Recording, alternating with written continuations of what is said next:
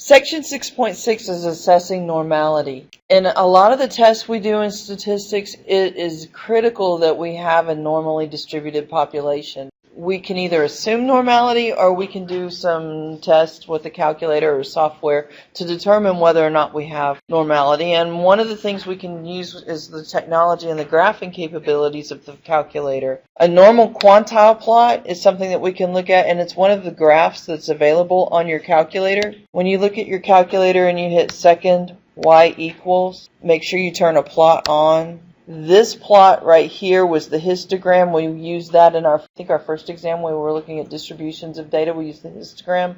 The one right below the histogram is called a normal quantile plot. A normal quantile plot is what you get whenever you plot your data values against their z-scores. X represents the data value from the original sample data, and Y is the corresponding z-score. You don't have to worry about calculating z-scores for each of the data values. Your calculator will do it for you. And we're going to actually create a normal quantile plot looking at some data that I've already got preloaded in the calculator. For determining whether or not it's reasonable to assume that our sample data are normally distributed, we have some choices of ways we can do this. The first way is to look at a histogram. Remember, if the histogram is symmetric and bell-shaped, then we can assume normality. Our histogram needs to have this symmetric and bell-shaped distribution. It doesn't have to be exact. It doesn't have to be precise. It just needs to be close. This is not a very precise way to test for normality. A better way is to look at the normal quantile plot. You could also look at outliers. We reject normality if there's more than one outlier that's present in the data. The normal quantile plot is better because there's no guesswork or very little guesswork. It's more precise than the histograms. The population distribution is normal if the pattern of the points is reasonably close, now that's a judgment call, to a straight line, and the points do not show some systematic pattern that's not a straight line pattern. Otherwise, it's not normal. Here's an example of what a histogram would look like if the data were normally distributed. This is close to being bell-shaped. It's not exactly. It looks like there might be a bit of a tail here. And here's the corresponding normal quantile plot. It seems to be forming a line. So here we would say that it's safe to assume that IQ scores come from a normally distributed population.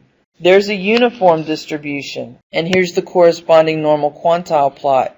Do you see how this graph doesn't look exactly linear? We can see a pattern here where it's increasing, and it looks almost like, if you remember from your algebra days, the graph of a cubic function that does something like that. This kind of has that shape right there where it looks like we have a cubic function. Can you see the pattern and the symmetry? Here is a histogram for the amounts of rainfall in Boston for every Monday during 1 year. The shape of the histogram is definitely skewed. They have very little rain more often than not, if any. And then we have a right tail. This is skewed right.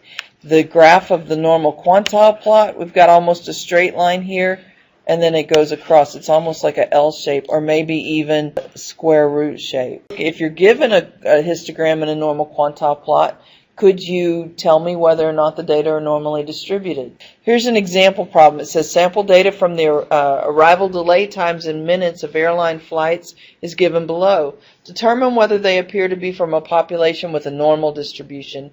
Assume that this requirement is loose in the sense that the population distribution need not be exactly normal, but it must be a distribution that is roughly bell-shaped. So here's the data, and we put the data into our calculator in a list. And I've actually preloaded the data in my calculator.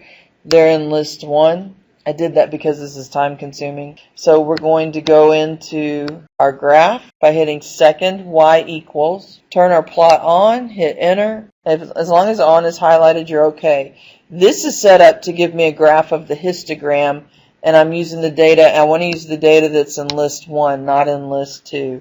So I'm going to hit second 1. To use list 1 data. And because I don't know what the scale should be, remember what our zoom is in order to let the calculator scale the data for us? Zoom 9. It's a stat zoom. If this is the picture of the histogram, would you say that this looks like this data comes from a normal distribution? Remember, it doesn't have to be exact. It's just got to be close. Well, I'm not getting any feedback. So let's look at the normal quantile plot and see what that looks like. In order to move your cursor down here, you have to hit the arrow to the right. Once your cursor is here, you can't hit the down arrow to go to the next level. If you hit the down arrow, it takes you down to the X list. So you've got to scroll to the right. It's a wrapping scroll. So we hit enter. And our data list is list 1. Our data axis is the x-axis. So the y-axis would be the z-scores. I'm blind, so I want to use this marker. And we're going to hit zoom 9 again. And there is our normal quantile plot. Does this look to be normally distributed or not? Well, what's the condition for normal distribution? The histogram needs to be symmetric and bell-shaped. And the normal quantile plot needs to be linear. Does this look linear? Not really. It looks to be somewhat like a square root function even, maybe. Doesn't look linear. So we would say this is not normal. Matter of fact, it appears to be skewed right, maybe. Next problem. It says refer to the data set below. This is the body mass index for men. And determine whether the requirement of a normal distribution is satisfied. Assume that this requirement is loose in the sense that the population distribution need not be exactly normal, but it must be a distribution that is basically symmetric with only one mode. This is the information that's in list 2 in my calculator. So I'm going to go into my stat plot again. And I want to look at histogram now. And I want to use the data from list 2. So I hit my down arrow and now I'm going to go to list 2. So I hit second 2 and I'm going to do zoom 9 again. Let the calculator figure out what the best window is. This doesn't look exactly normal, but it's definitely better than the other one was, isn't it? And then we look at the normal quantile plot. Now I'm going to go down to the type and I want to go over here. So I've got to hit my arrow to the right. And I'm still going to use list 2. My data list is going to be on the x-axis, z-scores on the y-axis. I'm still going to do a zoom 9. And there's the normal quantile plot. How does this look to you guys? Does that look linear? It's not exact, but it's certainly better than the other one was, isn't it? I'm going to go with linear. So your data is along the x-axis here, and your z-scores are along the y-axis. And this one looks normal because it's not exact, but it looks like I could draw a line there. This wraps up section 6.6.